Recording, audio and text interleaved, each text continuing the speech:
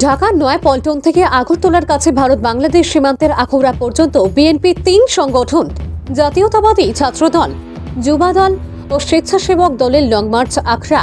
সীমান্তের কিরকম পরিস্থিতি, কি বলছেন পশ্চিম ত্রিপুরা জেলার এসপি কিরণ কুমার কে? ভানুচন্দ্রের রিপোর্ট, আসাম প্রাইম নেটওয়ার্ক।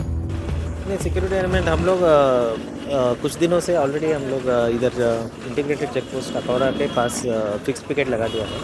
इसमें हमारा रेगुलर फिक्स पिकेट रहता है और बॉर्डर एरियाज में भी हम लोग बीएसएफ के साथ मिलके रेगुलर पेट्रोलिंग भी कर रहे हैं। जैसे कि आप जानते हैं कि अभी नॉर्थ ईस्ट काउंसिल का मीटिंग हो रहा है 2021, सो इसके बैकग्राउंड में हम लोग अभी और सिक्योरिटी बढ़ा दिया है। पूरा जो सेंसिटिव एरियाज है, कम्युनली सेंसिटिव एरियाज है, इस सब में पीस रखने के लिए जो जो चाहिए सभी स्टेप्स हमने ले लिया है।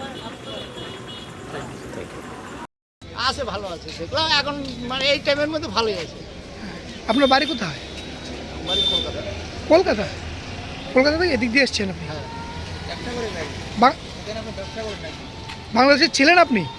হ্যাঁ ছিলাম। কীরকম থেকে এসছেন পরিস্থিতি? এমনি বাংলাদেশে এখন বর্তমান ভালোই, একটু ঠান্ডা আছে। এই হিন্দুদের উপর যে অত্যাচার হচ্ছে না, এটা, সেরকম কিছু তো আর আজকে যে ওরা ত্রিপুরা আসবে ডাক দিয়েছে, কীরকম অবস্থা, জমায়েত কীরকম হয়েছে? না ওইদিকে না, লোকজন এখন হয়নি, বলো 3টার সময় জমা।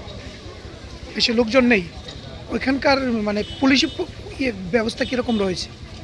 হ্যাঁ, এই বিডিআর আছে আর কিছু পুলিশ আছে। আপনি যখন আসছিলেন কিছু কেউ মন্তব্য করেছে কি আপনাকে? না না, এমনি কোনো কেউ মন্তব্য করে না।